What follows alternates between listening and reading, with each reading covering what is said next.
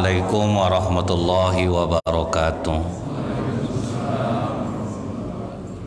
Innal hamdalillah nahmaduhu wa nasta'inu wa nastaghfiruh wa na'udzu billahi min syururi anfusina wa min sayyiati a'malina. May yahdihillahu fala mudhillalah wa may yudlil fala hadiyalah. Asyhadu an la ilaha illallah wahdahu la syarikalah wa asyhadu anna Muhammadan abduhu wa rasuluh. Allahumma shalli wa sallim wa barik ala hadzal nabiyil karim wa ala alihi wa sahbihi ajmain. Yang saya hormati Bapak Ketua Masjid beserta pengurus, alim ulama, tokoh masyarakat, cerdik pandai, Bapak Ibu, orang tua yang saya muliakan, hadirin hadirat yang semoga kita semua senantiasa dirahmati oleh Allah. Bersyukur kita kepada Allah dengan mengucapkan alhamdulillahirabbil alamin. Allah menurunkan hujan namun tidak menyurutkan semangat Bapak Ibu untuk hadir berjamaah ke masjid mendengarkan kajian ilmu. Semoga Allah ampuni segala dosa-dosa kita. Semoga Allah berikan kita kesehatan dan meninggal dalam keadaan husnul khotimah insyaallah. Bersolawat kita kepada Rasulullah sallallahu alaihi wasallam dengan ucapan Allahumma shalli ala Muhammad wa ala alihi washabbihi wasallim. Semoga dengan banyaknya kita bersolawat nantinya Allah akan memberikan izin kepada Rasulullah untuk memberikan kita syafaat di yaumil akhir kelak. Ketika turun ayat fa'anzir ashiratakal aqrabin, maka berikanlah peringatan kepada keluarga terdekatmu. Nah, ini ayat diturunkan Allah kepada Rasulullah sallallahu alaihi wasallam. Disuruh Rasulullah untuk memberikan nasihat kepada keluarga terdekatnya. Rasulullah berbicara kepada Ali, Pak. Ali, kau undang seluruh keluarga besar Bani Hashim. Nanti juga kita akan siapkan makanan yang enak. Kita potongkan kambing, kita ajak mereka makan. Nah, ini cara ini masih boleh dipakai sampai zaman sekarang, Pak. Sebelum ngajak orang ngomong, kasih dia makan enak-enak dulu. Jadi cara Rasulullah ini ternyata memang ampuh, Pak, untuk melunakkan hati orang. Cuma kadang kita buat acara, Bu, misalnya ini terlalu orang belum dikasih makan, kalau habis maghrib oke lah, Pak. Kalau habis isya dahulu kan makan dulu, nanti baru acara aja. Ini kadang habis isya tuh baru mulai acara, udah lapar, orang udah hilang lah selera makan, Pak. Baru makan. Jadi diajak ngobrol orang tak mau lagi. Nah, ini pengalaman ya, Bu, ya. Begitu juga misalnya saya kalau ceramah di satu tempat, saya minta rundown acaranya, Pak. Maksudnya itu apa? Di nomor berapa nanti saya ceramah. Kadang udah, Pak, udah loyo orang mau mendengar baru kita mau ceramah. Itu bagus enggak lagi, Pak. Orang udah lapar perut orang, Bu. Kita disuruh ceramah, mana concern orang lagi. Ingat saya cerita UAS dulu, Bu. UAS waktu itu disuruh ceramah di saat jam makan. Akhirnya UAS ceramah sendiri, orang ambil makan sendiri, Pak. Itu udah pernah pengalaman dulu UAS cerita. Akhirnya langsung dihentikan UAS acaranya. Jadi kalau acaranya di jam-jam makan, suruh makan dulu. Di antara keluarga Bani Hashim yang diundang Rasulullah nih, Pak, termasuklah 4 orang paman beliau yang tersohor. Ada Abu Thalib, ada Hamzah, ada Abbas, Abu Lahab. Abu Lahab hadir tuh, Pak. Jadi setelah selesai makan, udah kenyang perut, maka Rasulullah mulai menyampaikan dakwahnya. Kalian mengenal aku dari kecil, aku tidak pernah berbohong, aku tidak pernah menyakiti orang, dalam pergaulan juga seperti itu. Jadi aku telah mendapatkan wahyu dari Allah. Aku diangkat menjadi utusan Allah dan aku mengajak keluarga terdekatku untuk ikut menolongku. Maka kata Abu Thalib, kami bersedia menolong Muhammad, cuman maaf kami tidak bisa mengikuti apa yang kau yakini. Begitu juga Hamzah, kami ikut menolong walaupun kami tidak berada dalam apa yang kau bawa. Abbas juga gitu. Kami tahu kau orang baik, tapi aku juga tidak bisa ikut dalam agamamu, tapi aku ikut mendukungmu. Abu Lahab langsung kontan, Pak. Nggak. Untuk ini kau kumpulkan kami. Kau ada-ada ya kau Muhammad. Orang udah biasa melakukan hal yang telah nenek moyang kita lakukan, itu tahu-tahu kau ingin merubahnya. Aku tidak menolongmu dan aku sama sekali tidak percaya dengan apa yang kau bawa. Nah, jadi Abu Lahab ini sejak awal dakwah Rasulullah memang sudah menentang. Cuma penentangan Abu Lahab ini sampai ke tahap mencelakakan. Nah, ini yang menjadi masalah itu, Pak. Mulai ke tahap mencelakakan Rasulullah. Sering mencoba menganiaya dan dia kerjasama dengan istrinya, Pak. Sesuailah dia berdua sama Ummu Jamil nih. Kadang Rasulullah jalan sudah disiapkannya duri, Bu. Tetungkup Rasulullah kadang dibuat. Itulah kelakuan orang ini berdua nih, Pak. Artinya kadang yang menjadi musuh kita itu bukan orang dari jauh, dari dalam kita sendiri. Sampai ada istilah kadang berfamili lah kita sama orang lain lagi daripada saudara kandung sendiri. Nah, itu kan kata-kata itu kan lazim kita dengar, Pak.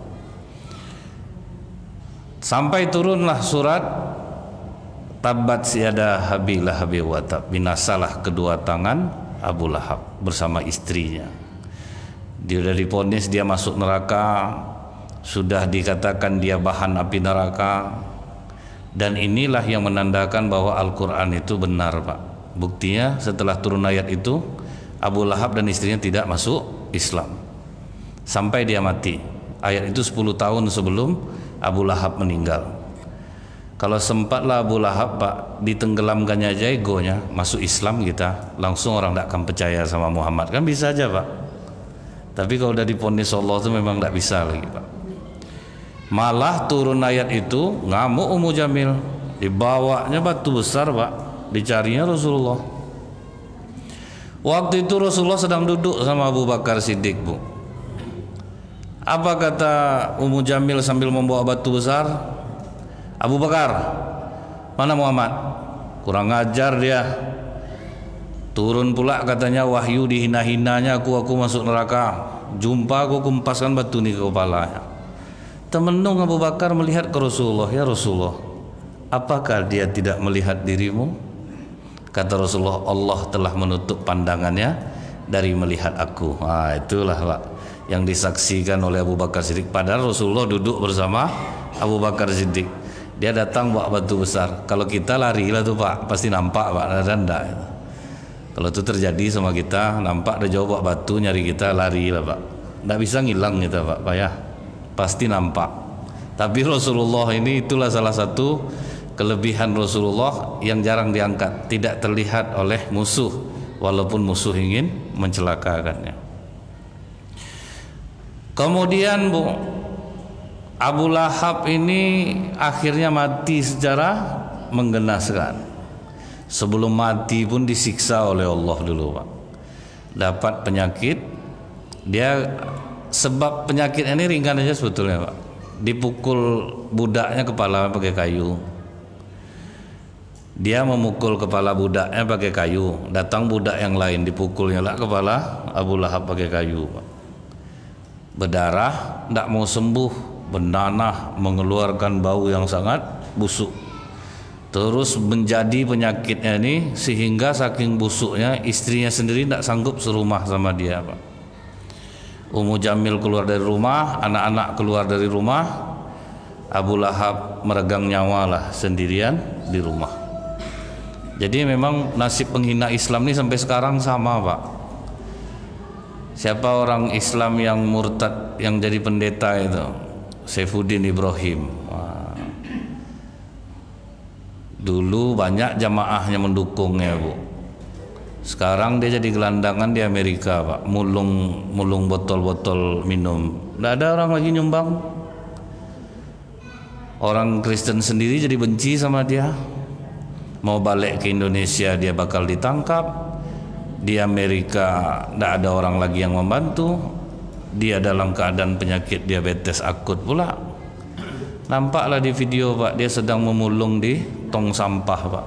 Itulah bahayanya penghujat Islam ini. Sampai sekarang nasibnya sama. Siapapun yang menghujat pasti akan kena apa yang dia lakukan itu.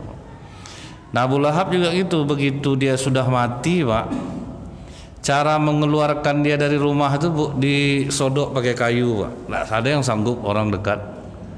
Disodok pakai kayu, setelah itu masuk ke dalam kubur, ditimbun dari jauh pakai batu. Ditimbun dari jauh pakai batu. Nah, ajaibnya apa Bu? Sampai hari ini pemerintah Arab Saudi tidak merobohkan rumah Abu Lahab. Dan rumah itu sampai hari ini masih mengeluarkan bau busuk. Dah hilang-hilang bau busuk itu Pak. Kuburan Abu Lahab itu pun tidak ada dibangun oleh pemerintah Arab Saudi, dipagar aja pakai seng dan tetap mengeluarkan bau busuk. Jadi Allah perlihatkan Pak, orang yang mati syahid betul-betul tidak dimakan oleh tanah ulat. Waktu Mekah mengalami banjir, kuburan para sahabat banyak yang naik ke atas, memang tubuh masih tetap seperti semula walaupun sudah 1500 tahun. Tetap seperti itu. Di bumi Palestina dulu yang udah 16 tahun meninggal, dikubur sama baju-bajunya, dikeluarkan, bajunya pun tidak dimakan oleh tanah Pak.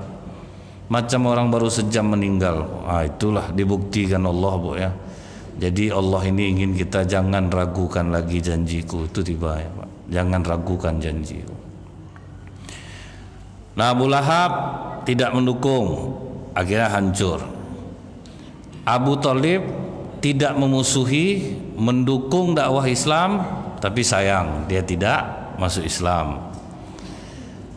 Hamzah ini Pak, begitu dia mendengar kabar Rasulullah dipukul oleh Abu Jahal,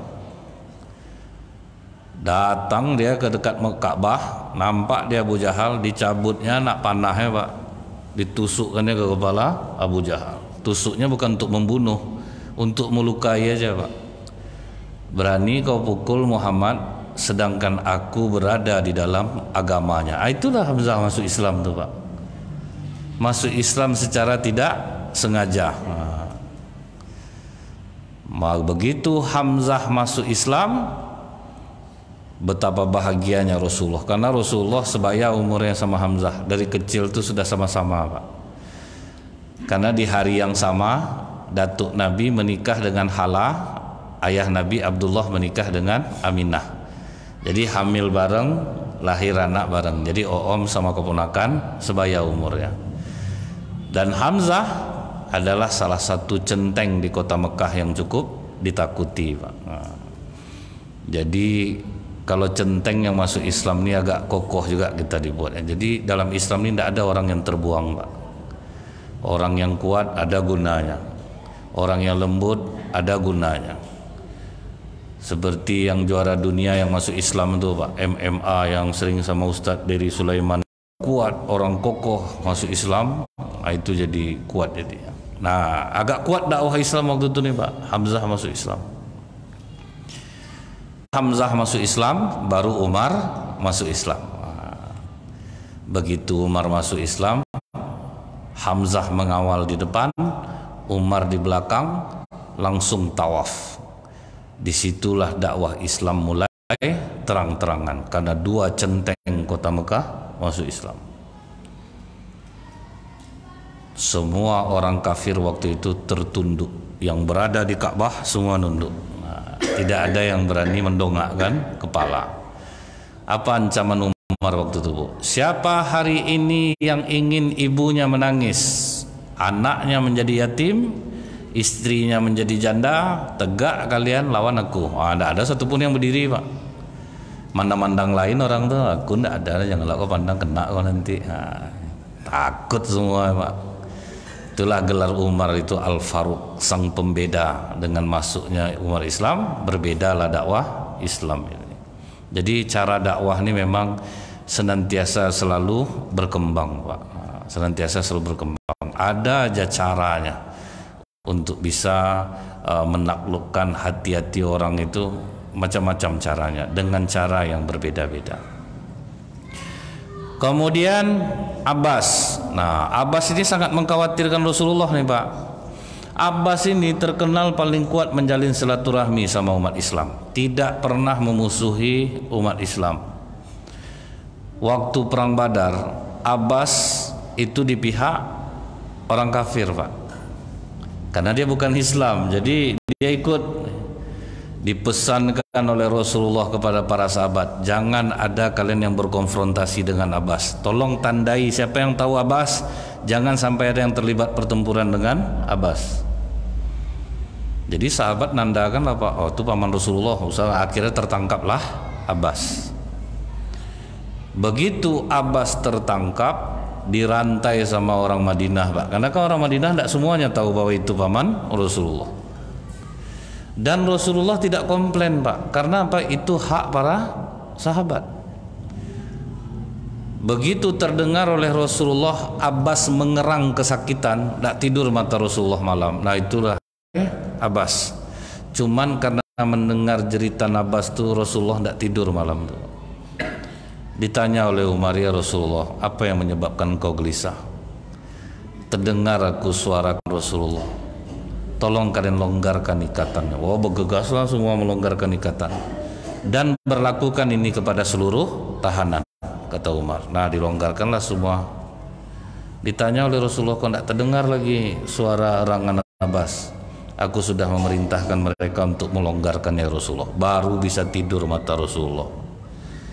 Jadi Rasulullah itu tidak ada mengintervensi, ini famili aku nih berani kok gini, kan tidak ada. Kalau kita tidak ada, langsung turun tuh Pak. Kau mutasi, kau mutasi, kau udah berapa kali ku bilang tandakan muka paman aku. Akhirnya Bu ya, dibujuklah Abbas ini oleh Umar bin Khattab.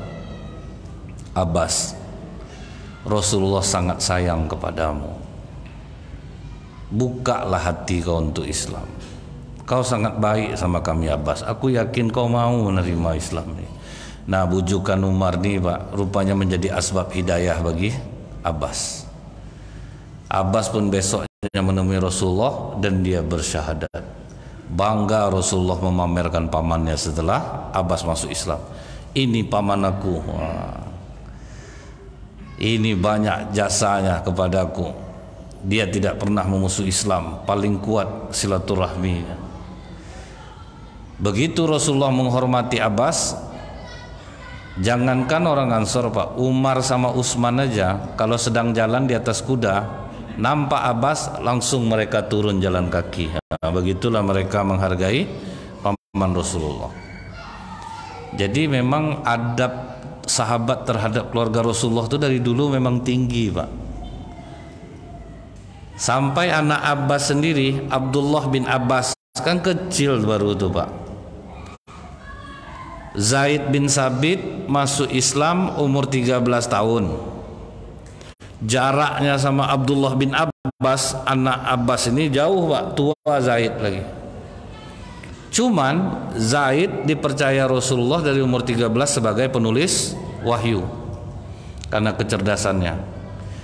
Kelebihan Zaid itu cepat daya tangkapnya. Bahasa Israel Pak, itu hanya dalam waktu 3 hari bisa dikuasai oleh Zaid. Nah, dites Rasulullah dia, bisa tidak kau menguasai bahasa Yahudi? Hanya dalam butuh waktu 3 hari. Kalau Indonesia dulu ada Bu ya, perempuan Gayatri Pak, tapi sudah meninggal pula. Tidak sedikit bahasa dapat sama dia. Memang orang bagian-bagian ini kan ada yang mencintai bahasa ya Pak ya. Kalau di kalangan kami para mubalik itu Ustadz Ferry Idham Pak. Ustadz Ferry Idham itu kalau dia bahasa Inggris lebih fasih dari orang Inggris lidahnya Pak. Kalau dia bahasa Arab lebih fasih lah daripada orang Arab. Kalau kami ngasih nama almarhum Ustadz Ferry itu Pak, kitab berjalan tuh Pak. Karena tak berapa ribu hadis di kepala dia tuh. Ceramah, tidak pernah yang lain-lain. Kalau macam saya ini kan ada kembangnya ke sana, kembang sana. Dia kalau mengembangkan dari hadis ini ke hadis ini, dari hadis ini ke hadis ini, hadis ini ke hadis ini. Jadi kelebihan itu memang berbeda-beda dikasih oleh Allah. Nah, begitu Zaid sedang naik kuda, Apa yang dilakukan oleh Abdullah bin Abbas, Pak?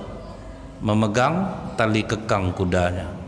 Sampai kata Zaid, Abdullah, jangan lakukan itu. Kata Abdullah bin Abbas, beginilah kami diajarkan Rasulullah untuk menghargai guru kami. Apa yang dilakukan Zaid? Turun dari punggung kudanya, disalaminya Abdullah bin Abbas yang kecil ini, diciumnya tangannya, Pak. Kecil tuh, Pak.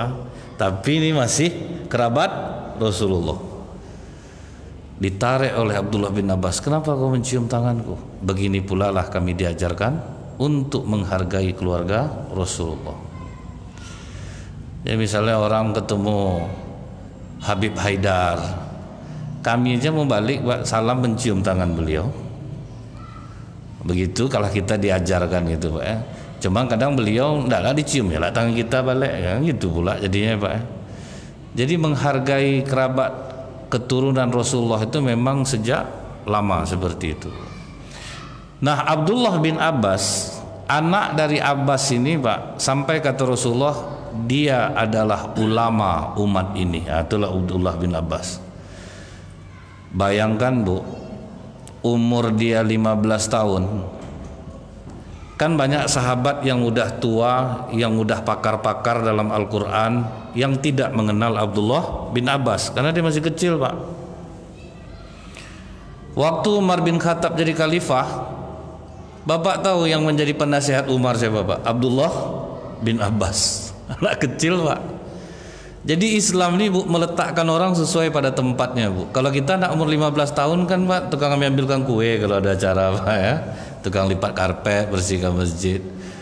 Tapi dari mulai Rasulullah, Pak, yang menjadi sekretaris Rasulullah umur 13 tahun, yang pernah memimpin perang anak umur 16 tahun, bahkan pasukannya siapa, Pak? Umar sama Abu Bakar, Pak. Siapa itu? Usamah bin Zaid. Usamah bin Zaid pernah jadi panglima perang, anak buahnya Abu Bakar dan Umar. Itulah para sahabat itu meletakkan orang sesuai kepada keahliannya. Waktu Umar bingung, Pak, masalah takwil dari idza jaa nasrullahi wal fath wa ra'aitan nasa yadkhuluna fi dinillahi afwaja fasabbih bihamdi rabbika wastaghfir innahu kana tawwaba. Dibawa Umar lah Abdullah bin Abbas ini duduk di sahabat-sahabat yang sudah pakar dalam bidang Al-Quran. Apa pengakuan para sahabat yang sudah paham-paham Quran, Ibu? Ngapa pula lah anak-anak dibawa kemari? Nah, itu yang terpikir oleh sahabat tuh. Anak-anak dibawanya, awak tua duduknya, datang anak-anak. Duduk dari samping Umar, didudukkan Umar. Apa pendapat kalian tentang surat Idza jaa nasrullahi wal fath? Semua serentak masing-masing menjawab, sepakat itu adalah berita kemenangan terhadap Islam yang tidak diragukan lagi, orang akan berbondong-bondong menerima Islam.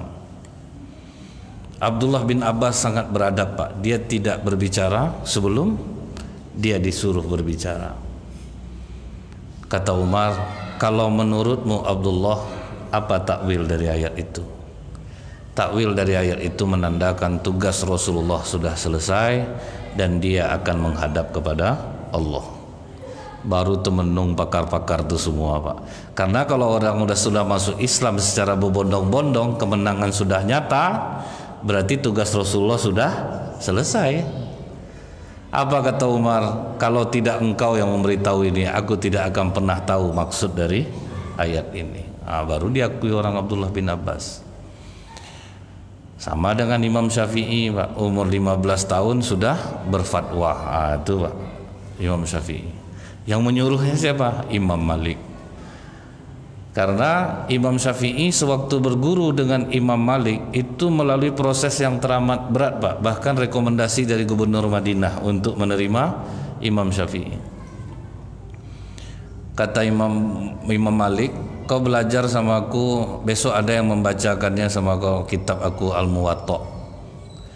Kata Imam Syafi'i, bolehkah kau mendengar hafalanku tentang kitab Al-Muwatta? Dibacakan oleh Imam Syafi'i, Pak. Kaget Imam Malik.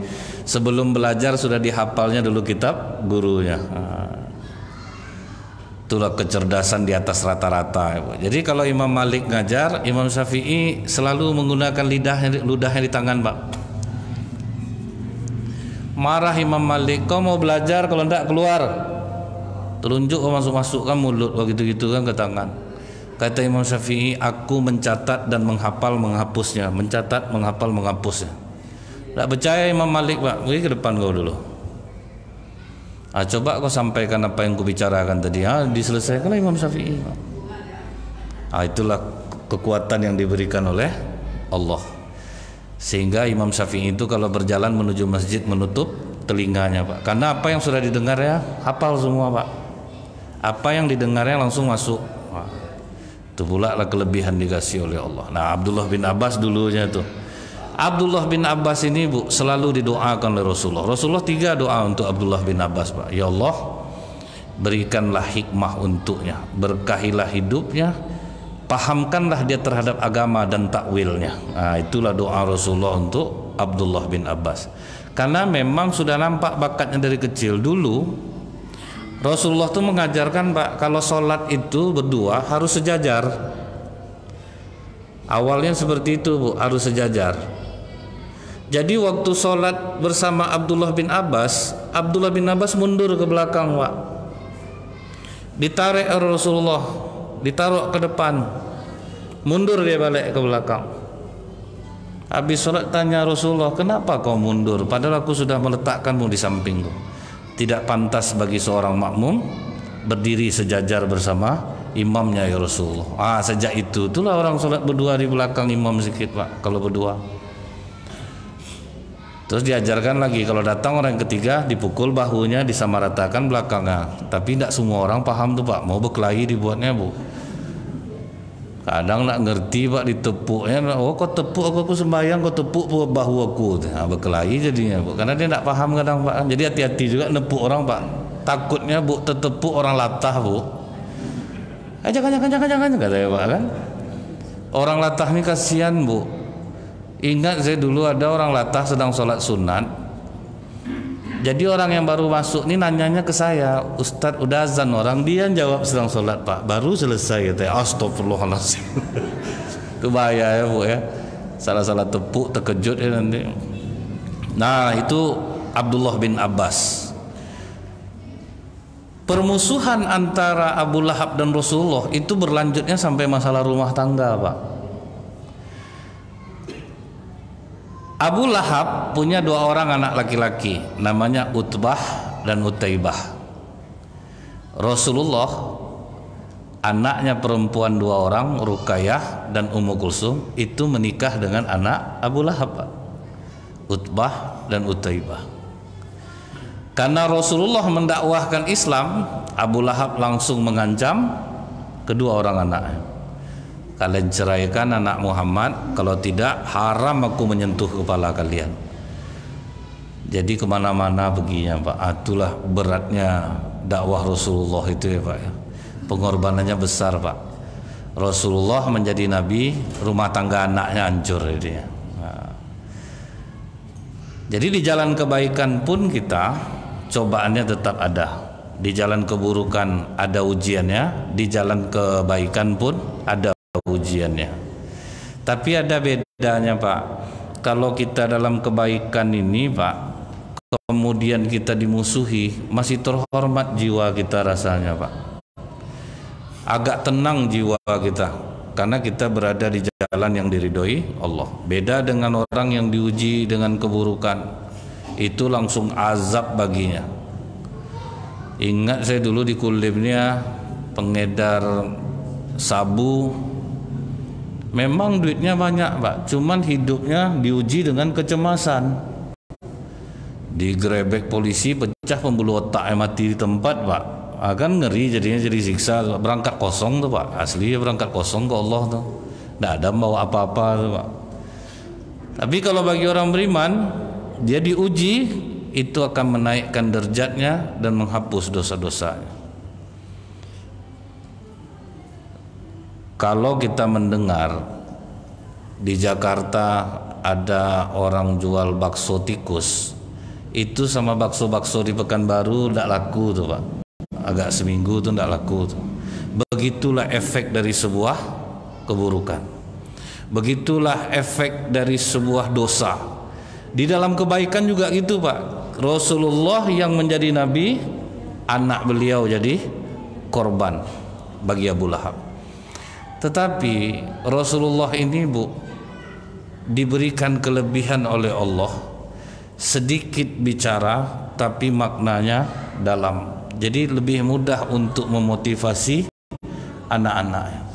Karena Rasulullah itu selalu mengajarkan anak-anaknya untuk berpikir positif Pak. Islam ini kan kita diajarkan untuk berpikir positif. Nabi Isa alaihissalam jalan bersama sahabat-sahabatnya, nampak bangkai anjing. Semua sahabatnya menutup hidungnya, sungguh busuk bangkai anjing ini Nabi. Kata Nabi Isa, sungguh putih gigi anjing ini. Jadi yang lihat Nabi Isa, kebaikan yang ada pada anjing itu, giginya putih. Jadi kalau kita melihat sesuatu itu dari sisi baiknya, maka bau busuknya itu akan kurang terasa. Kalau kita lihatlah orang bekerja di Indah Kiat bau zat kimia itu kan ngeri itu Pak. Bau tempat nih Pak, bau duit nih Ustaz. Bau duit katanya Pak. Terhibur juga hati mereka. Jadi mereka tidak ada merasakan apa-apa. Paling udah pensiun baru kanker Pak rata-rata. Udah pensiun nanti baru kanker, kan tidak terasa Pak ya. Sama orang ngetam-ngetam itu. Makanya pakai masker yang beda tuh Pak ya. Kalau enggak rata-rata ada yang batuk darah tuh Pak. Tapi ya karena mereka mengambil sisi positifnya Pak ya, inilah bau duit, ini abu duit. Itu yang untuk supaya mengenakkan jiwa. Nah Rasulullah menjadi mentor anak-anak beliau sehingga sabar menerima kenyataan itu. Orang yang paling bahagia hidupnya adalah orang yang bisa menerima takdir Allah. Jadi dia tidak ada berburuk sangka kepada Allah untuk takdir seburuk apapun yang menimpanya. Apa kata Umar bin Khattab? Aku senantiasa bersyukur baik dalam keadaan senang ataupun sedih, karena aku tidak pernah tahu mana yang terbaik untukku.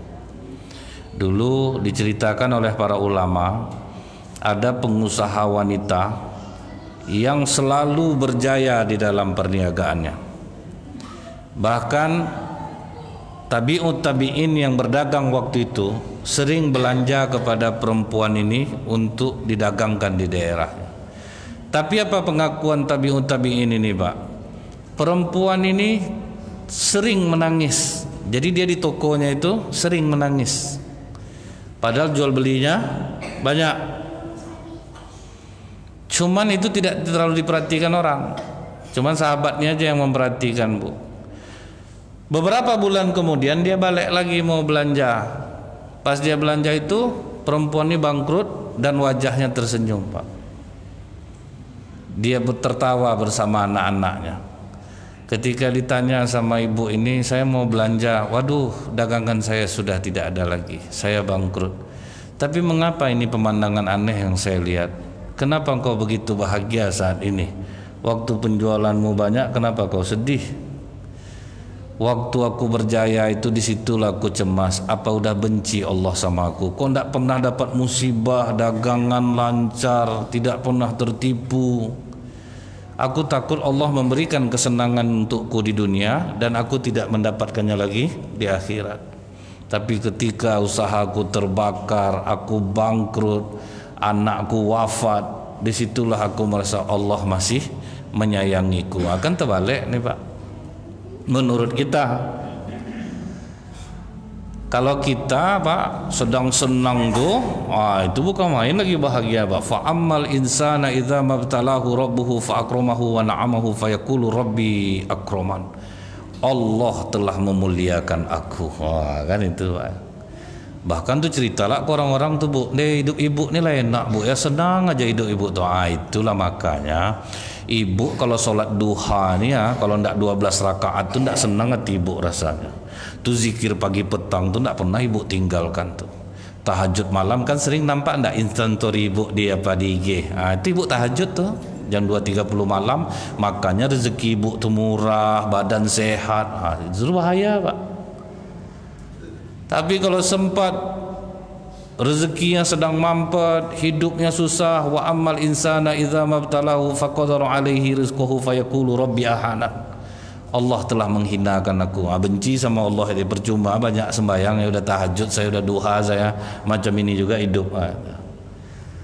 Jadi orang Islam itu Pak, apapun takdir yang menimpanya, dia akan bahagia. Takdir ini ada dua Bu, ada mubrom, ada namanya muallaq. Takdir mubrom ini sesuatu yang sudah menjadi ketetapan Allah Pak. Setaat apapun bapak tetap kena gitu. Sudah ditetapkan Allah, tanggal 23 Desember bapak ini tertabrak mobil patah. Itu udah diketetapan tuh Pak, itu udah tertulis. Setaat apapun kita tetap akan kena. Itu yang takdir mubrom. Cuman takdir mubrom ini bapak tahu bahwa sedekah menolak bala. Bapak kuat sedekah, akhirnya di tanggal 23 Desember bapak tetap kena. Tapi terkilir aja Pak, tidak sampai patah harinya, terkejut aja, tertabrak dari belakang, terlempar. Itu sudah ditetapkan Allah, cuman terkilir aja. Dan seharusnya kita bersyukur saat itu. Untung tidak patah. Orang Indonesia ini kan banyak untungnya Pak. Udah jatuh tertabrak, untung tidak kena trotoar kepala saya Pak. Memang banyak bersyukur orang Indonesia. Tidak ada yang tidak untung Pak. Untung cuman kena ini Pak. Kalau tidak kena mata saya. Jadi banyak untungnya. Nah itu takdir mubrom. Kapan bayi lahir, apa bayi dalam perut ibunya, walaupun sebetulnya alat sudah canggih ya Pak ya, mengetahui bayi apa, dan sebetulnya itu adalah ketetapan Allah. Makanya kadang-kadang USG itu meleset Pak. Di USG perempuan keluar laki-laki, kan ada juga itu Allah. Kapan dia keluar, kapan kita wafat, itu takdir mubrom. Tapi kalau takdir mu'allaq itu masih bisa dirubah dengan doa dan usaha. Kita petani Bu, bagaimana cara mengemburkan tanah, harus ada usaha dari kita, mencari pupuknya, bagaimana cara menanamnya, itu takdir mu'allaq. Kita ditakdirkan Allah miskin, kita cari takdir kaya. Kita ditakdirkan Allah bodoh, cari takdir pintar, itu namanya takdir mu'allaq. Nah kemudian Pak, begitu anak-anak Rasulullah menerima takdir ini, akhirnya Allah tukar takdir buruk tadi menjadi takdir baik. Apa takdir baiknya? Ruqayyah dinikahi oleh Utsman bin Affan. Jadi rupanya lepas dari anak Abu Lahab, di luar ekspektasi Pak, makin meningkat rupanya Bu. Dapat Utsman bin Affan, orang kaya raya, dermawan, seorang muslim. Sampai kata Aisyah, Rasulullah kalau dia sedang duduk, masuk ayahku ke dalam, Rasulullah tidak akan mengubah posisi duduknya. Masuk Umar bin Khattab ke rumah, Rasulullah tidak akan merubah duduknya. Tapi kalau Utsman yang masuk ke dalam rumah, Rasulullah langsung merubah duduknya. Sehingga Aisyah bertanya, kenapa ketika ayahku datang, Umar datang, engkau tetap di posisimu? Kenapa begitu Utsman datang kau berberes? Kata Rasulullah, aku malu kepada orang yang malaikat saja malu kepadanya. Maksudnya siapa? Utsman bin Affan. Karena Utsman bin Affan ini memang berbeda lah pribadinya Bapak Ibu. Beliau ini sebelum Islam saja sudah dermawan. Tambah masuk Islam, tambah dermawan. Inilah gelarnya Zunnurain yang pertama. Sebelum Islam dermawan, setelah Islam dermawan. Zunnurain yang kedua, dia sering mengkhatamkan Al-Quran di saat sholat witir Pak. Itu kelebihan Utsman bin Affan. Jadi kalau dia sholat dalam satu hari itu, witirnya itu khatam Quran. Berarti dari pagi Pak sibuk dengan Al-Quran. Ternyata ada orang Indonesia nih kan Bu ya, kalau taraweh habis Isya sampai menjelang subuh langsung khatam. Nah Zunnurain yang ketiga, anak Rasulullah dua-duanya adalah istri Utsman bin Affan. Yang pertama Ruqayyah, meninggal Ruqayyah berganti dengan Ummu Kulsum. Mudah-mudahan ini bermanfaat. Lebih kurang saya mohon maaf. Subhanakallahumma bihamdika asyhadu an la ilaha illa anta astaghfiruka wa atubu ilaik. Assalamualaikum warahmatullahi wabarakatuh.